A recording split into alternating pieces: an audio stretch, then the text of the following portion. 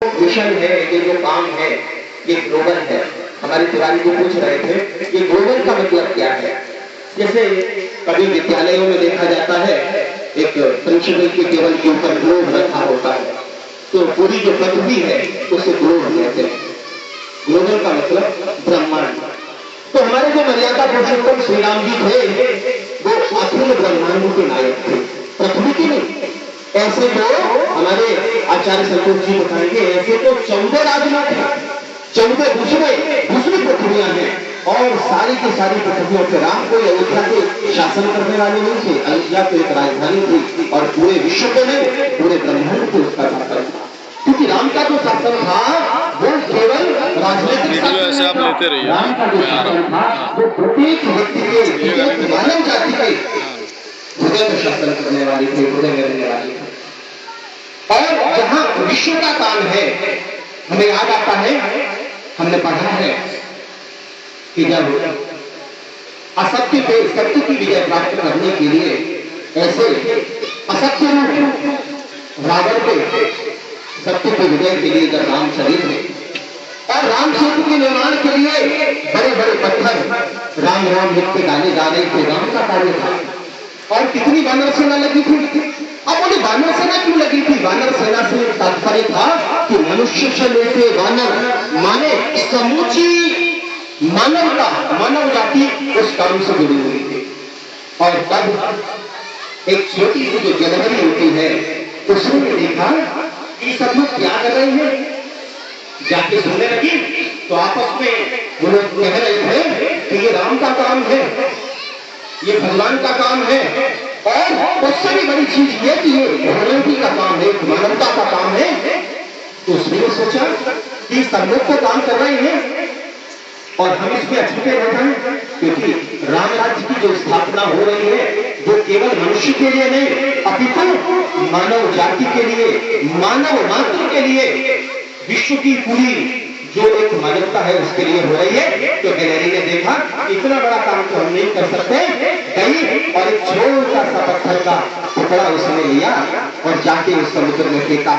तो लोग हंसने लगे, बोले क्या तुम्हारे इस छोटे से टुकड़े से ये फूल बनने वाला है। उसने कहा कि हमें पता है कि मेरे छोटे से प्रयास से ये काम होने वाला नहीं, लेकिन इतना जरूर कहेंगे कि छोटे छोटे प्रयासों के समूह से ही ये काम होने वाला है। इसलिए हम तो यही चाहेंगे कि कोई व्यक्ति विशेष कुछ कर पाए ये संभव नहीं है, सब लोग मिलकर जो काम करते हैं। और कलयुग में संघे शक्ति, संगठन में शक्ति ये कलयुग में विशेष बताया है। हर युग में हर समय में संगठन में शक्ति बताई है। और हमारी जो संगठन की शक्ति होगी वो अनारियों के लिए नहीं है, हमारी जो संगठन में शक्ति होगी वो पापियों के लिए नहीं है, हमारी जो संगठन में शक्ति होगी वो एक सत्कार्य के लिए होगी, राम राज्य के लिए होगी।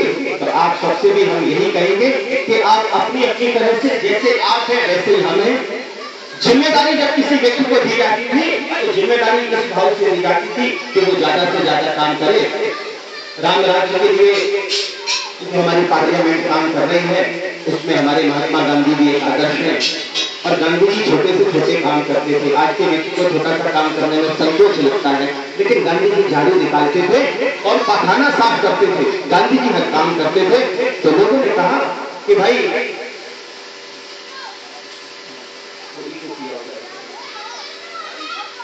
तो लोग कहते थे कि बापू आप छोटे छोटे काम क्यों करते हैं। बोले ये काम छोटे छोटे नहीं है, काम और छोटा और बड़ा नहीं होता है, हम ये काम इसलिए करते हैं पूरा विश्व हमें बापू कहता है, हम सबके माता पिता हैं और जब हम सबके माता पिता हैं तो अपनी संतान का काम करना ही हमारा उत्तरदायित्व हो जाता है। तो आप सब जो यहाँ बैठे हुए हैं हम ये कहना चाहते हैं कि आप सब और आप सब स्वामी जी भी और आप सब मेरे माता पिता, तो आप सबका ये उत्तरदायित्व है कि इस बालक पे जो जिम्मेदारी स्वामी जी ने और आप सबकी सहमति से बनी है उसमें मिलके हाथ उठाया। हमारे देश का ये बहुत बड़ा हम तो कहेंगे आदर्श रहा है। स्वामी जी फिलहाल मथुरा से आए हैं, गोवर्धन का व्रत उठाया था। कृष्ण अकेले उठा सकते थे, उठा नहीं सकते थे, उठाया था उन्होंने, फिर भी ग्वाल वालों से कहा था लाठी लगाओ।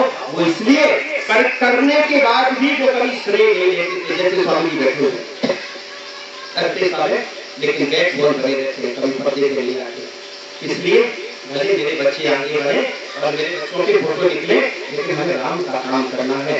अपने आप को उन्होंने समाहित कर दिया है बीज की तरह से राम के काम में। ऐसी शुक्ला जी लगे रहते हैं, राम राज्य सब लोग लगे हुए। तो बस हम तो ये कहना चाहते हैं कि आप सब लोगों का आशीर्वाद इस बालक के सिर पे रहेगा। तो परीक्षा कराते तो सब भगवान है और शायद उनकी इच्छा है, इसीलिए उन्होंने यहाँ बुलाया है। तो आप सबका बहुत बहुत धन्यवाद, बहुत बहुत आभार। इस लायक आपने समझा और भविष्य में आपका प्रेम, आपका स्नेह, आपका सहयोग मिलता रहेगा। इन भावनाओं के साथ धन्यवाद।